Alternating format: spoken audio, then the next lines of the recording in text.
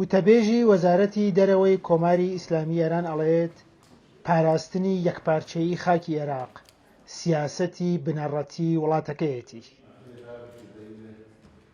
ناسر کەنعانی وتەبێژی وەزارەتی دەرەوەی کۆماری ئیسلامی ئێران لە پرێس کۆنفرانسی هەفتانەی خۆیدا ڕایگەیاند پاراستنی یەکپارچەیی خاکی عێراق سیاسەتی بنەڕەتی وڵاتەکەیەتی و کۆماری ئیسلامی ئێران خوازیاری چەککردن و ڕادەستکردنی دژبەرانی وڵاتەکەیەتی لە عێراقەوە بۆ ئێران.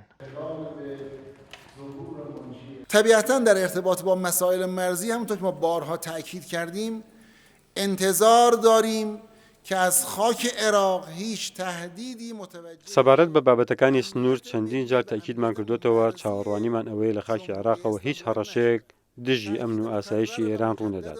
ئێمە دووپاتی دەکەینەوە. حکوومەتی ناوەندی عێراق بەرپرسی پاراستنی سنوورە هاوبەشەکانمانە. پەیوەندی ئێمە عێراق مێژوویە و پاراستنی یەکپارچەی خاکی عێراقیش سیاسەتی بنەڕەتیمانە. مسئله گروه‌های تجزیه طلب و تروریست و گروه‌های مسلح موجود در خاک عراق در منطقه اقلیم کردستان عراق هم وتەبێژی وەزارەتی دەرەوەی ئێران هەروەها سەبارەت بە ڕۆڵی عێراق لە ناوپژیوانی نێوان ئێران و سعودی ڕایگەیاند عێراق ڕۆڵی زۆر باشی گێڕاوە و کۆماری ئیسلامی ئێرانیش هیوادارە دانوستانەکان لەگەڵ سعودیە بگاتە ئەنجامێکی باش.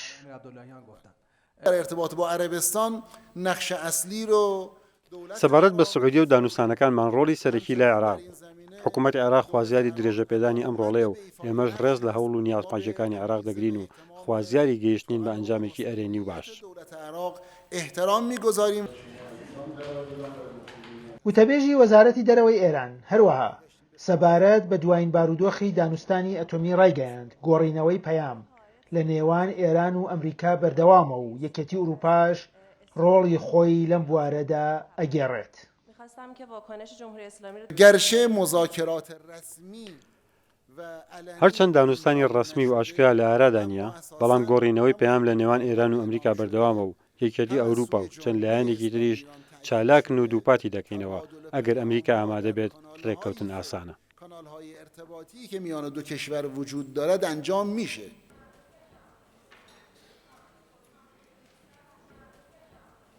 وتەبێژی وەزارەتی دەرەوەی کۆماری ئیسلامی ئێران ئەمڕۆ زیاتر لە هەمیشە تەرکیزی لەسەر وشەی دیپلۆماسی وەکو بنەڕەتی ترین سیاسەتی دەرەوەی وڵاتەکەی کرد و ڕایگەیاند گرنگیدان بە وڵاتانی دراوسێ و ناوچەکە بنەڕەتی ئەم سیاسەتەیە.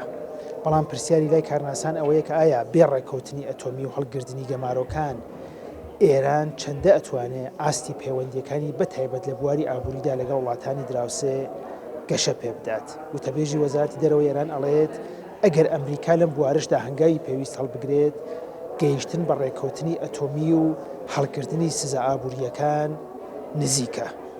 سامان سلێمانی، کورتسات نیوز، تاران.